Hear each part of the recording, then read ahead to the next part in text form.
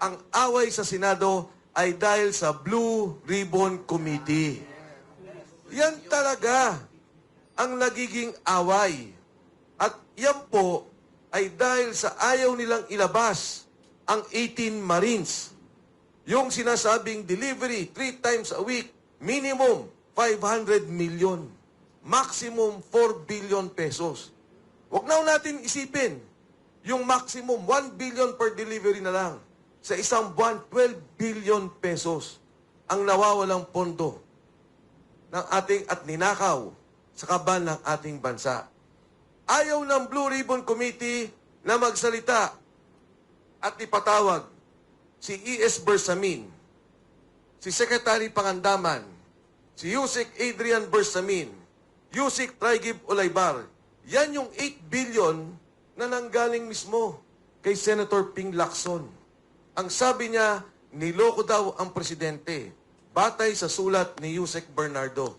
At ang sabi niya, yung 8 billion nasa 4 na taong to. Eh di pagsalitay natin, pakinggan natin kung anong sasabihin.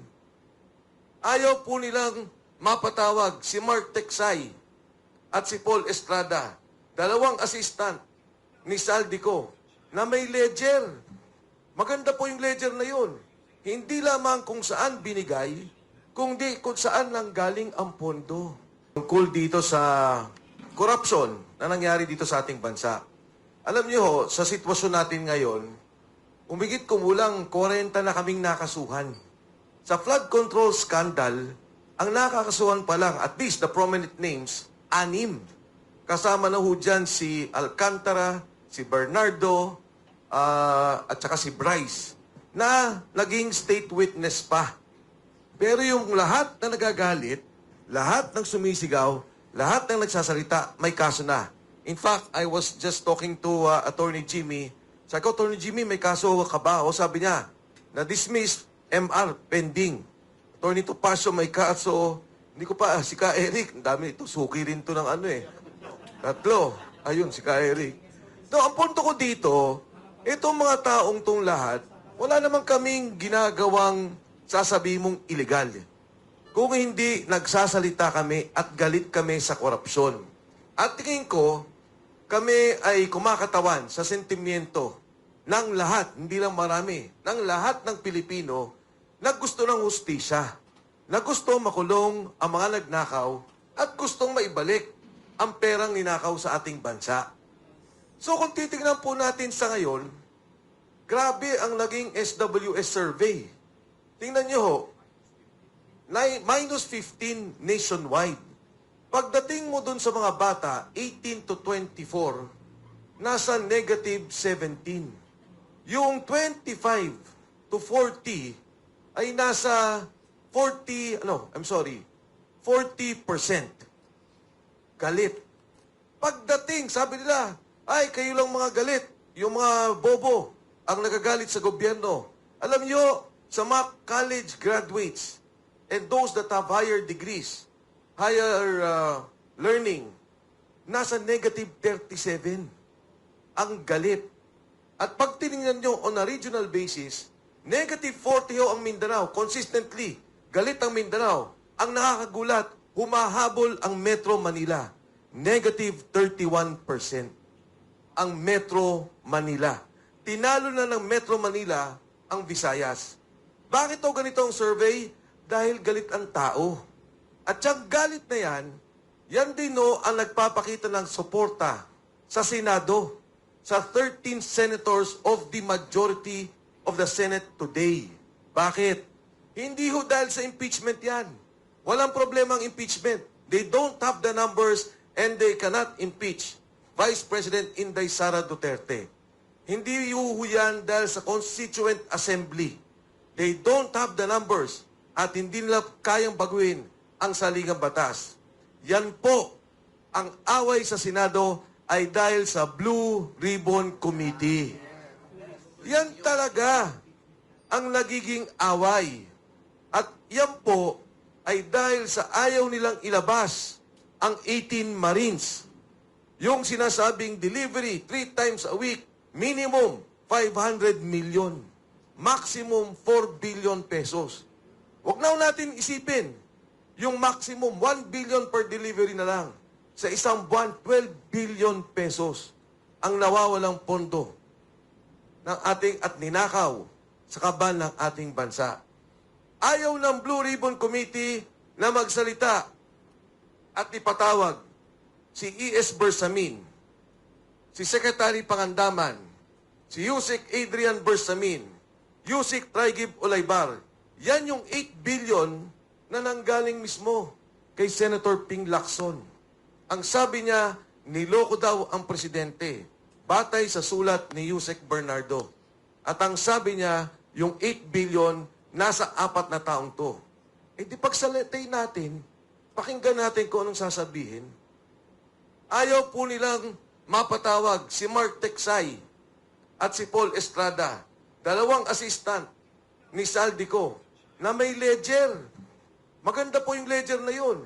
Hindi lamang kung saan binigay, kundi kung saan lang galing ang pondo. Ang sabi nga sa akin ni Saldico, during one of our conversations, nung nag-usap pa kami, Attorney Ferdy, ang sabi niya, alam mo, sabi niya, Idol, mas malaki pa nga doon sa mga road, yung safety road projects, ang bigayan. Yung netting, sabi niya, ang laki ng bigayan dyan.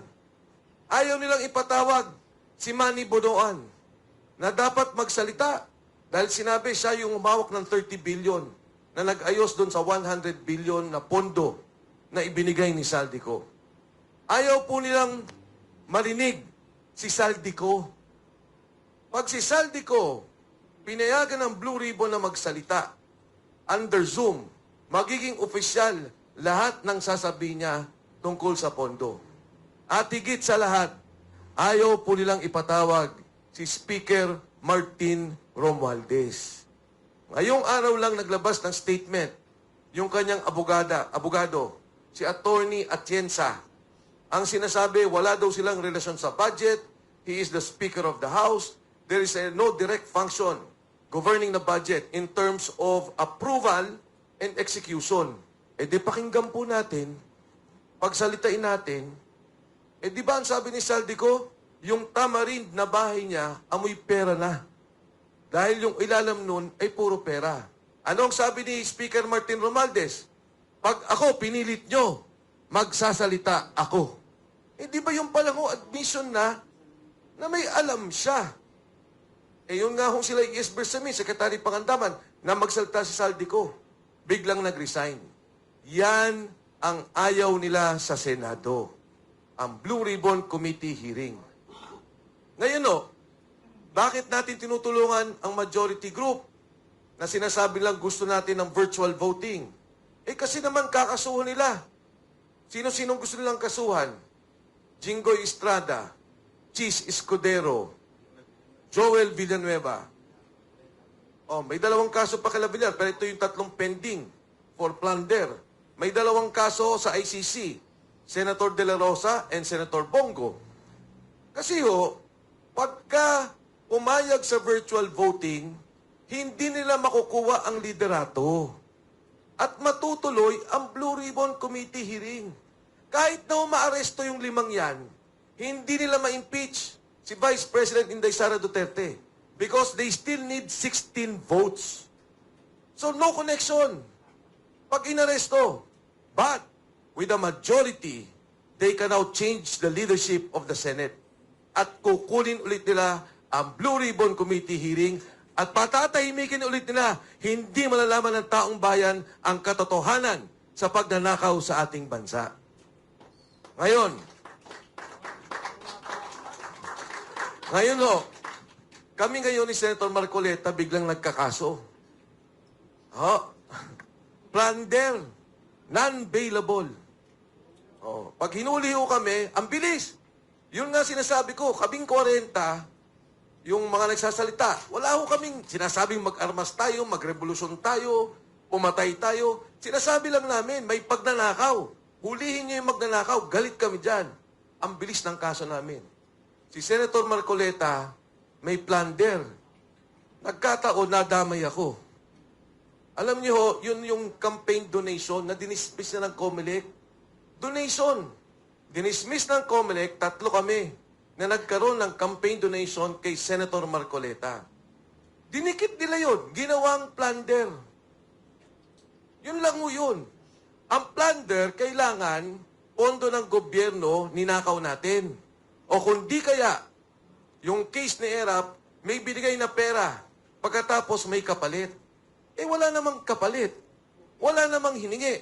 Nung ibinigay at tinulungan si Senator Marcoleta, ang standing niya sa survey, number 23. Hindi mo nga alam na mananalo si Senator Marcoleta.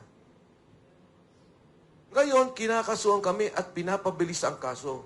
Ang sabi ko nga, kung may nagawa akong pagkakamali, kumain ako ng hopya sa opisina ni Senator Marcoleta. Yun ang kapalit. Oo.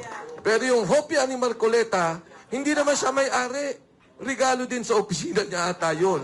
Dahil nung nakita siyang kumakain sa kongreso ng hopya, yung mga suporta niya natutuwa, nagpapadala ng mga hopya-hopya. Oo, nakita ko, hindi naman masarap. Oo. Sabi ho nung tinanong ako, sabi niya, wala ho ba kayong hinihinging pabor ngayon na senador na si Marcoleta? Sabi ko ho, kahit na nagkakapi kami o kumain kami sa labas, hindi bumubunot si Senator Marcoleta. Ako pa rin ang nagbabayad ng kapi naming dalawa. Siya na nga ang senador, ako pa rin ang taya. Ganyan ang klase na nangyayari sa atin ngayon. Ang sabi nga noong una, silent martial law. Pero ang katotohanan ho, ang mas tamang term daw ay undeclared martial law. Kaya ho kayo na nandito ngayon, yung mga vloggers, damay na rin kayong lahat. Alam niyo yan, winarningan na kayo ng NBI. Ha? Ayan, magkakasakasama na tayo. 40 ho ngayon ang kinasuhan. Dito sa aking kaliwa, sa aking kanan, may mga kaso to. At wala kaming naging kasalanan kung di ilabas lang ang sentimento ng ating bansa. Ilabas ang sentimento ng taong bayan. Yung korupsyon, imbestigahan, ikulong ang mga nagnakaw, at ibalik ang pondo ng bayan. Hindi kami matatakot, hindi nyo kami matatakot, at kami patuloy na lalaban.